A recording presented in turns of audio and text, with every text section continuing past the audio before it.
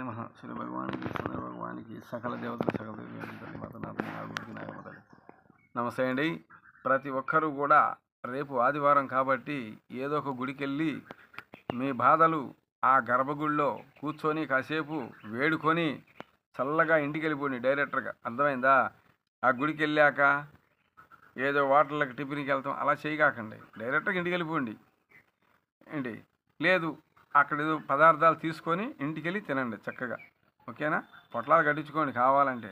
అక్కడ కాకుండా గుడిలో మనం జపం చేసుకున్నాం, పూజ చేసుకున్నాం, వెళ్ళేటప్పుడు ఏదైనా ఆకలేస్తుంది తీసుకొని వెళ్ళండి.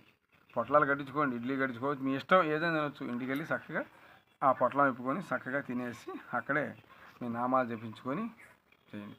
అలాగే ప్రతి ఒక్కరూ కూడా ఒక్కొక్కళ్ళు ఏమి చేస్తారని అంటున్నారు.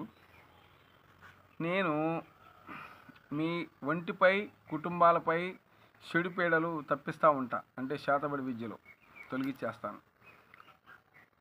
ఏదన్నా కుటుంబంలో కలహాలు రేగుతూ ఉంటాయి. ముందు మీ ఆరోగ్యాలు బాగోలేదనుకోండి, డాక్టర్లు ఉన్నారు కదా, ముందు ఆడికి వెళ్ళండి. ఆడికి వెళ్ళాక ఆయన ఏం చెప్తాడో చూడండి. తగ్గితే పర్వాలేదు, తగ్గపోయిన ఎడల ఈ ప్రయోగాలు మీ మీద పాకినట్టుగానే గుర్తుంచుకోండి. నేనే కాదు, నాలాంటి వాళ్ళు ఎవరైనా అంటారు, అక్కడైనా చేయించుకోవచ్చు. మీరు నాకాడే చేయించుకోమని చెప్పను, ఓకేనా? ప్రతి ఒక్కరికి కూడా నేను చెప్పేది ఏంటంటే, మీ కుటుంబాలు పచ్చగుంటాయని చెప్తున్నా. కానీ నాకేదో డబ్బు వస్తుంది, యూట్యూబ్ వాళ్ళు ఎవరెవరో పిలిచి నాకు డబ్బులు ఇస్తారు, నాకు సొంత ఇల్లే లేదు.